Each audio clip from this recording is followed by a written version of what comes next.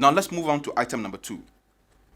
The 2.5 increment in VAT and how contradictory and dangerous it is against government's own monetary policy.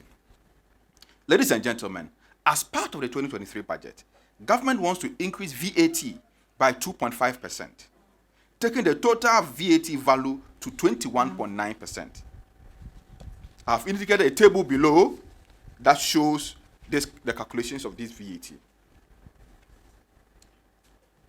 Currently, inflation is hovering around 40.4%. Producer price index, as at the end of October, was 61.7%. Now, the 2.5 increase in VAT would then skyrocket prices to unprecedented levels.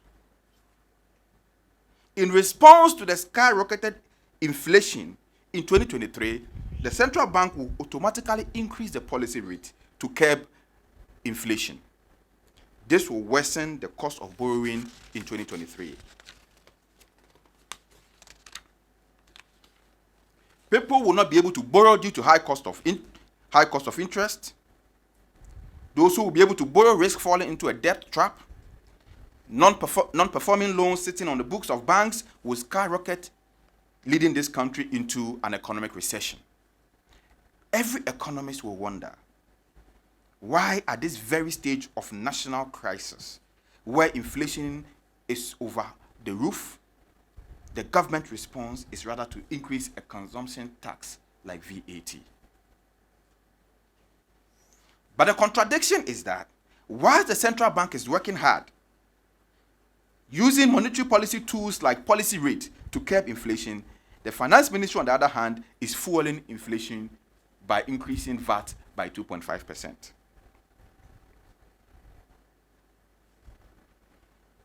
So what we see now is that the Ministry of Finance's own policy is contradicting and undermining the central bank's monetary policy efforts. This is why we are where we are today. The central bank and the Ministry of Finance working against each other, dragging this country into a recession. 3. The so-called debt exchange program announced in 2023. Folks, you will recall that in the 2023 budget, the finance minister announced plans for a debt restructuring in 2023, but did not provide any further details on how the restructuring was going to be done. After the budget, the international market reached out to the ministry to provide further information to the announcement of a debt restructuring. A response signed by Honorable Abenasari, who is one of the deputy ministers of finance, which was sent to the international market and was intercepted by Bloomberg, indicated that government intends to implement a debt exchange program. The capital market has subsequently denounced this debt exchange program, saying that what the market knows is credit default swap and not debt exchange. The capital market said they don't know anything called debt exchange. And so the finance ministry should come clear on what they mean by debt exchange. Now the capital market response to this announcement was swift, such that by 2:32 p.m. Accra time on Thursday, 24th November 2022, immediately after the finance minister finished reading the budget, our Eurobond yield dropped to 67 basis points, indicating a 30.32 interest. This was after the Deputy Finance Minister John Kuma has also announced that government is planning to ask for as much as 30% shave on its international bonds as captured by Bloomberg here. So I've attached the Bloomberg story to it. I have subsequently received further information from my contacts at the IMF that what government is asking for as part of the restructuring is to suspend interest payments in 2023. Total interest payable for 2023, as stated in the budget presented by the finance minister, was 32.1 billion Ghana cedis. You can find this at page 23.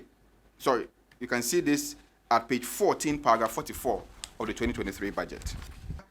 Ken Oforiatta finished reading the budget, our Eurobond yield dropped to 67 basis points, indicating a 30.32 interest.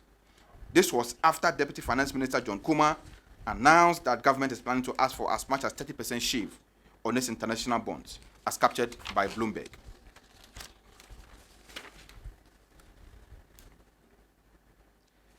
Now, government needs to find cedis and convert it into euros to service up to 30.32% on external debt.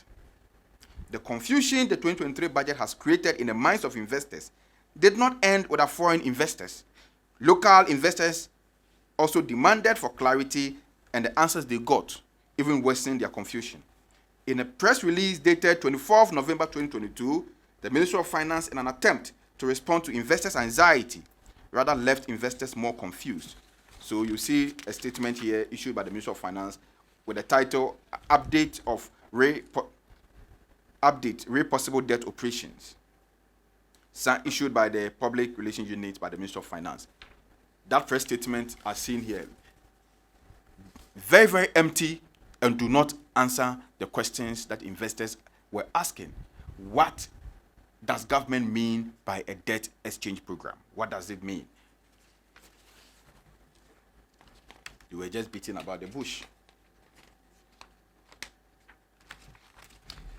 I have subsequently received further information from my contacts at the IMF that what government is asking as part of the restructuring is to suspend interest payments in 2023. Total interest payable in 2023, according to the budget, is 32.1 billion. So you can see this at page 14, paragraph 44 of the 2023 budget. So what government wants to do is to suspend interest payment at all, so that 2023 they won't pay interest.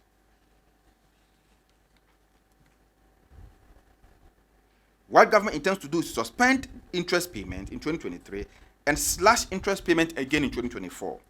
By doing so, what the government is trying to do is to front-load interest payments and maturities to 2025.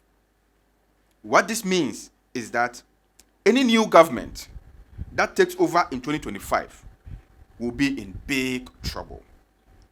This level of wickedness has never before seen in the history of our dear country, that a government comes to power, destroys the economy, and intentionally digs a hole for his successors to fall in right at the beginning of their tenure. In the end, the ultimate sufferers are the Ghanaian people.